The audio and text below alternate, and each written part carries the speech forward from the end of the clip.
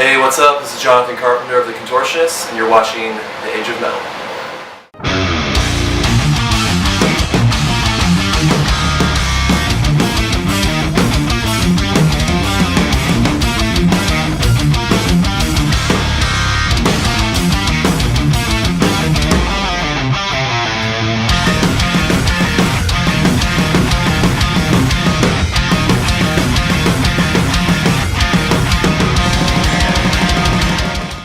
Elston with The Age of Metal, and I am here with Jonathan of the Contortionist. What's up? How's it going, man? It's going great. So this is a pretty incredible tour. I mean, you're headlining with Jeff Loomis. I mean, you're headlining, but you have Jeff Loomis with you. You have Chim Span. You have some guys. And then, how does the tour come together?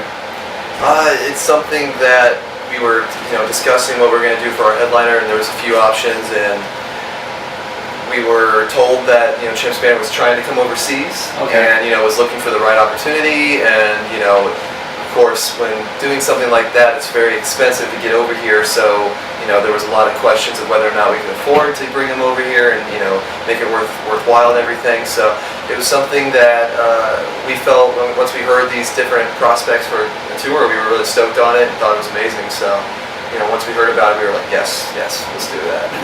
Okay. When the tour came together, did you guys, when it comes to like Jeff Loomis, did you guys pick him? Did you guys choose? I think it was something, us as a band, it's not really our place or our responsibility to like go get people at this point. And this is our first headliner, so it was something that was kind of put together by our booking and by our management. So this time around, it wasn't necessarily hand-picked bands or anything like that, but at the same time working on a limited budget, and we're still an up and coming band. We can't necessarily pick and choose everything we want. But it was definitely wonderful surprise to have so much talent on one tour. We definitely feel lucky to be the headliner on something like this. How's been the crowd's reaction to you guys so far? It's been good. All the new material's going over really well, and there's been a couple shows that got shut down to unfortunate reasons, just stuff out of our control. But other than that, all the crowds have been really cool, and it's been good so far. Speaking of actually one of those instances, I was reading online. You guys had a little bump. It was like in Flint, Michigan, I believe, right? It was it was the band King, Lansing or something. Yeah, something like. What happened with that exactly? Well, a band, they're kind of known for kind of acting like a gang. They kind of show up and beat up people and stick together, and it's kind of their vibe. And I have no idea why anybody would have booked them for a show or that show for us. I mean, obviously, many times there's shows where a national band will come in and there's like 8 local bands. So I mean, I can understand why one slips through, but apparently they're pretty popular. They're pretty well known in that area, and people are aware of them in that area in Michigan. So they kind of like take over shows in Michigan. So I don't know why they were booked for us or whatever, but I mean, it's whatever. If their fans want to get carcasses and piss thrown on them, I guess that's their deal. But it kind of sucks whenever they ruin it for everybody else. People that came out to see our music were denied that and had to go home.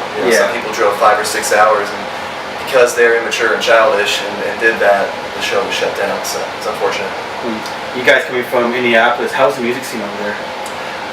It's pretty cool. It's something that it was a little hard for the band to come up through and break out of, just because there's very few venues to play. But it's still going. People are still playing local bands. I can't say that we're there that much. We're kind of gone a lot, so we're not real super in touch with all of that anymore. I guess, but yeah, it's still going. What's the meaning behind you guys' band name? Well, whenever we get asked that question, pretty much it always stems back to Cameron and Joey say that Joey came up with it and Cameron kind of helped or something, and there wasn't necessarily a specific meaning pertaining to the sound at first, and I think that maybe he just the old thing where you just kind of say, oh, that sounds cool. I think that might have been the original intent, but definitely works well as a description as well. I think that kind of was a happy ending for that. So let's talk about the new album. Your new album just got released, Intrinsec. Congratulations, first of all. Thank you. It's a great album. what was the recording of this album like compared to like Exoplanet? It was very different. We went to a different type of engineer that much more experience and has more experience with creating live drums, which is one of our biggest goals this time around, was to record real drums and have real drums come through on the recording and not be a bunch of sample stuff. And that was a big goal for us. So Jason and Eyal definitely captured that very well and did a great job of making sure that tones were killer right from the get-go. This album is definitely a lot more. It's a step away from your original sound what you had in Exoplanet, kind of more of a mature sound. It's a step away from kind of more deathcore kind of roots. Opting for like more atmospheric and more uses of clean vocals. Was that something you guys intentionally did in the recording studio? Was that something planned? Definitely. I mean, even just the writing process before we even touched the studio or even got there at all or even did pre-pros. I mean, that was something that we absolutely had in mind, was to get, try to infuse the melody, more frequently throughout each song and throughout the album.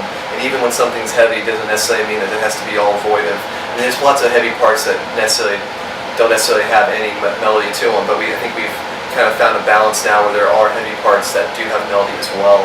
And I think we kind of pursued that sound that there's only, maybe a couple, 3-4 moments on an Exoplanet that kind of truly had that, where it was heavy along with melodic, and I think we've done that even more this time around.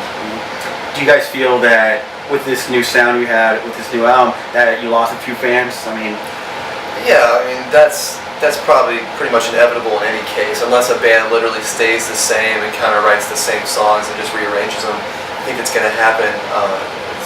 But that's something where if a fan really truly thinks that, or really, believes that they're not into melody and they're not into singing, they don't enjoy my singing or any singing or whatever, that's definitely their opinion, and we're not out, we're not literally making music for 1 or 2 people. We're making it for us, and we're making it for people that are along for the ride and want to hear what we have to do to make and stuff. So it's unfortunate that sometimes people aren't wanting to listen to melody and they just want heavy stuff. But I feel like there's lots of other bands they can check out and enjoy. Plenty of bands that just do heavy and that's all they do. So I think for us, we enjoy making melody and having songs that have that kind of identity. So what's next for Contortionist? What are you doing after this tour?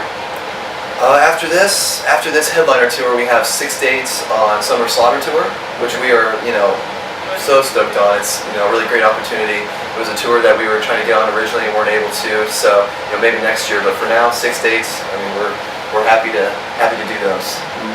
So, any last words you want to say to our listeners and readers out there? Just come on out to a show, buy some merch, support us, tell your friends, spread the word. As many times as you can buy the album and not download it, that would be great.